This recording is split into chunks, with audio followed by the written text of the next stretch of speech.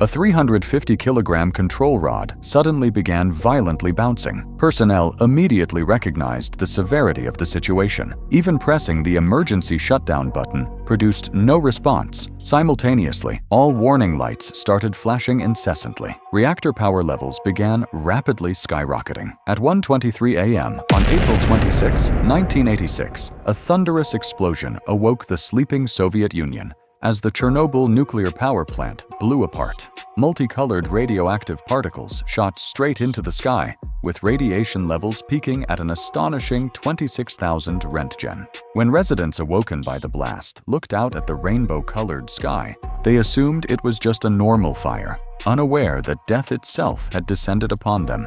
This explosion became a major factor in the eventual collapse of the Soviet Union. Shortly thereafter, the first firefighters arrived on the scene, but they had no idea that this task was not extinguishing an ordinary fire, but confronting a devastating nuclear reactor. With no radiation protective gear, within minutes they began to suffer vomiting and bleeding from the eyes. Yet they resolutely continued their mission. An hour later, although the main blaze had been largely put out, the uranium-235 had fully infiltrated, destroying their lives and inflicting severe radiation sickness on all. Over the next 3 months, their skin continuously peeled away, their bodies racked by burning pain, until they each died in excruciating agony. Because their bodies had become sources of radiation, their remains were sealed in lead coffins, encased in concrete, and buried deep underground. The selfless sacrifice of these firefighters prevented a second explosion at Chernobyl, but the crisis was far from over. At 11 a.m. the following day, after the Soviet government ordered the emergency evacuation of Pripyat, home to the plant, a suicide mission to contain Chernobyl commenced. Tens of thousands of Soviet troops mobilized, with Afghan war commander Varenikov recalled to lead. Their mission: extinguish lingering fires and cool the reactor to prevent further spread of radioactive contamination.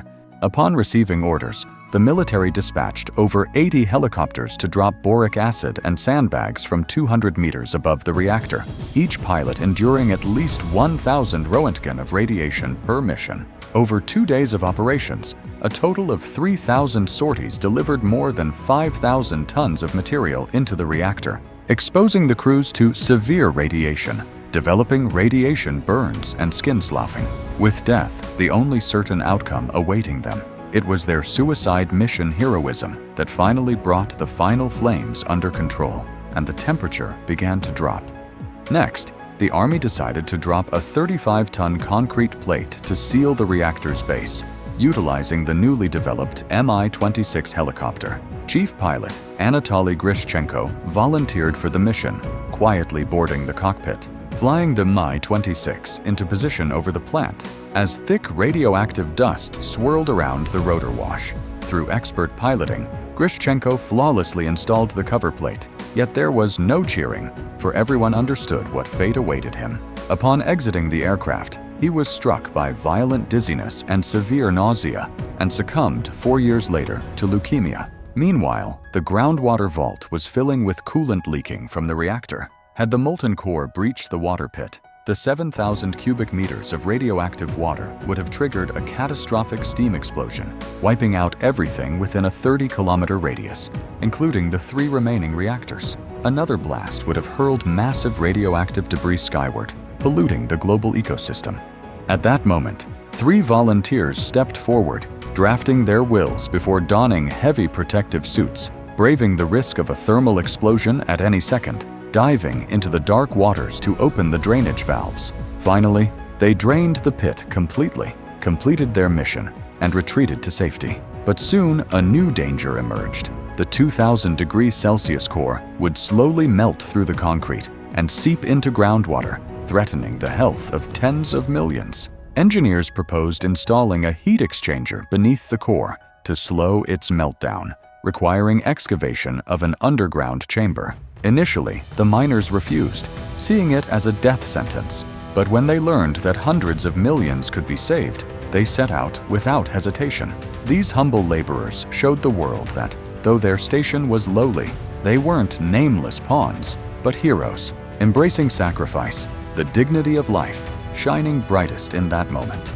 Upon arriving at the disaster site, They toiled day and night. As the tunnel sank deeper toward the core, temperatures rose ever higher, while ventilation stirred up blinding radioactive dust, forcing them to strip to the waist. Even under brutal conditions, they completed the task swiftly and effectively.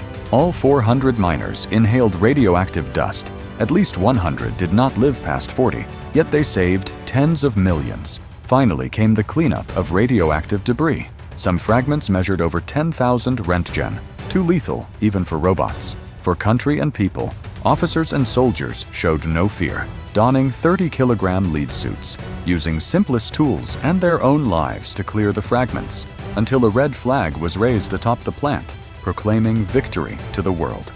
According to post-event statistics, 31 died instantly, 3.2 million exposed, 170,000 dead within 10 years, 2,600 square kilometers around Chernobyl completely abandoned. Though today, Chernobyl stands silent and desolate, it will forever bear testament to humanity's highest reverence for these self-sacrificing heroes. Thanks to their presence, the ultimate danger was contained within Chernobyl's bounds.